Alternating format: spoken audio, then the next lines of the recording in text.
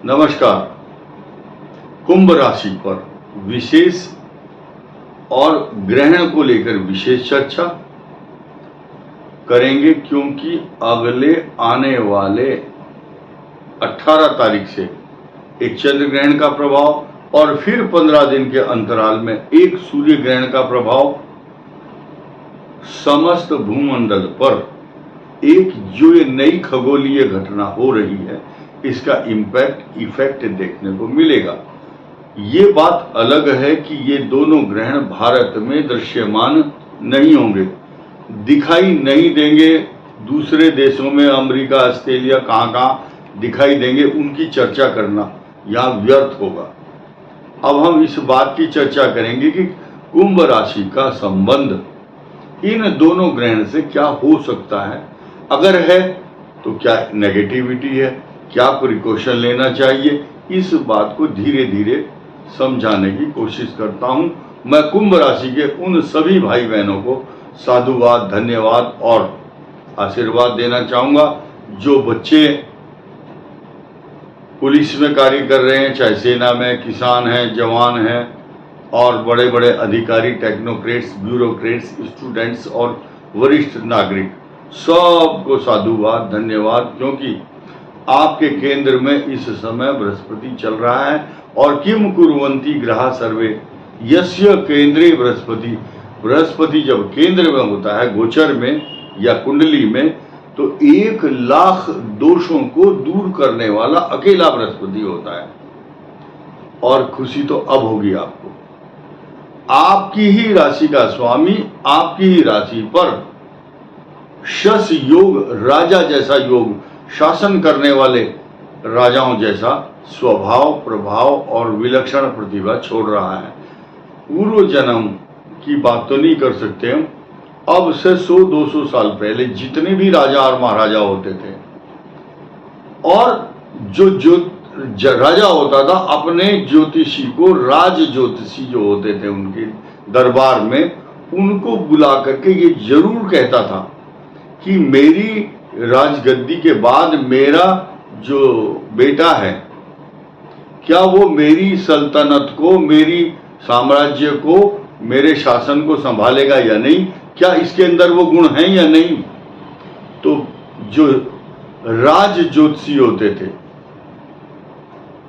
राज दरबार के जो धर्माधिकारी, ज्योतिष शास्त्र के विशेषज्ञ, वो कुंडली में देखते थे कि इसकी कुंडली में शश योग, भद्र योग, रुचक योग, पंच महापुरुष योग, हंस योग, गजकेसरी योग, बुधादित्य योग, ये राजा किस प्रकार का बनेगा ये बच्चा, उससे अनुमान लगाते थे। तो आज के गोचर के हिसाब से एक योग तो आपका भी बन रहा है,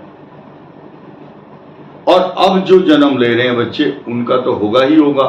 सन 1964 और 65 में जिनका कुंभ राशि में शनि था, और 93, 94 और 95 में जिनका शनि था, वो आज और भविष्य में भी राज करते रहेंगे लोगों के दिलों के ऊपर।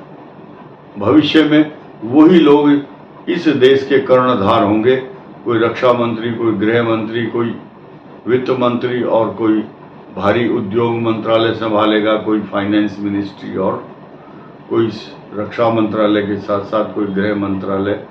इस प्रकार के शश योग के साथ साथ हंस योग वाले भी संभालते हैं। इस समय हम कुंभ राशि पर चर्चा करेंगे इस बात की कि इन दोनों ग्रहण का संबंध कुंभ राशि से क्या है। देखिए, चंद्र राहु, चंद्र केतु, सूर्य राहु, सूर्य केतु, जिनकी कुंडली में बाल्यावस्था के समय कुंडली जब बनी होगी, उस समय चंद्र और राहु का योग, चंद्र केतु का, सूर्य केतु, सूर्य राहु का योग होगा, या चंद्रमा 6, 8, 12 भाव का स्वामी होगा, चंद्रमा पीड़ित होगा, शुभ ग्रह से दृष्ट नहीं है।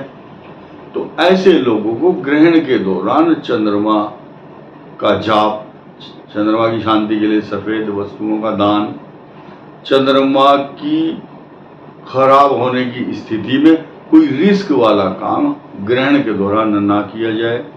सबके पास इंटरनेट और गूगल है, सब पता कर लेते हैं आज की डेट में, और कोई टीवी में देखता है, कोई यूट्यूब पर देखता है, कोई पंचांग देखता है, कोई कहीं ना कहीं से इंफॉर्मेशन कलेक्ट कर लेता है।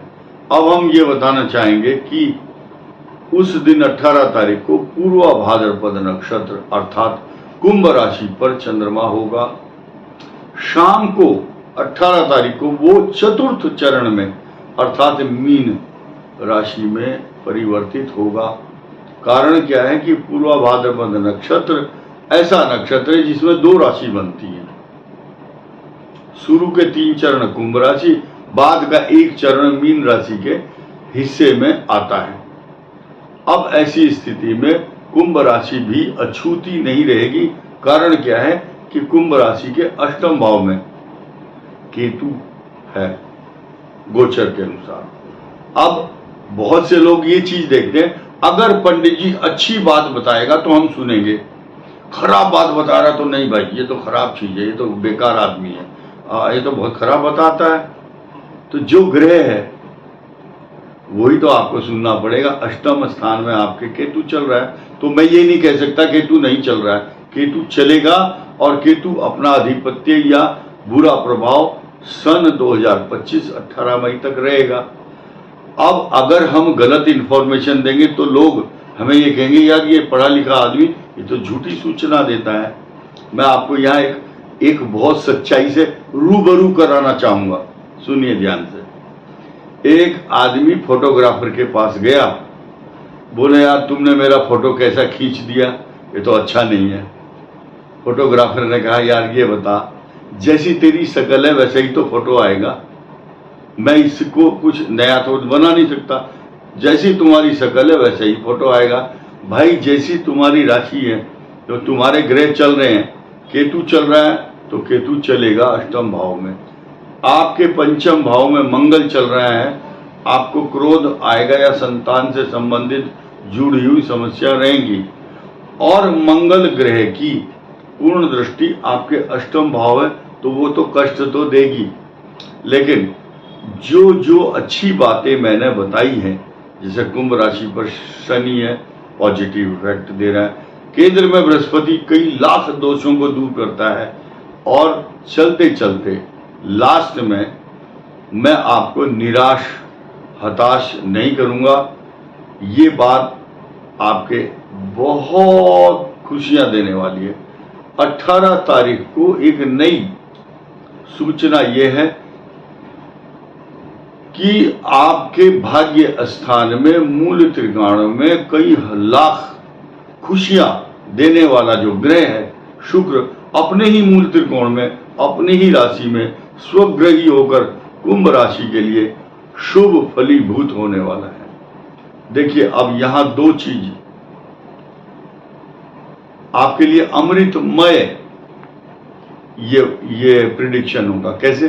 केंद्र में अमृत तत्व बिखेरने वाला शुक्र की ही राशि में बृहस्पति बैठा है, और शुक्र की ही राशि भाग्य स्थान में आपके, वहां पर शुक्राचार्य जो मृत संजीवनी विद्या को, यानी कि मरे हुए में भी जान डाल देते थे, मरे हुए को जिंदा करते थे, तो यहां कुंभ राशि अलंकृत सुशोभित और स्पेशल प्रिविलेज देने वाले ग्रह चल रहे हैं।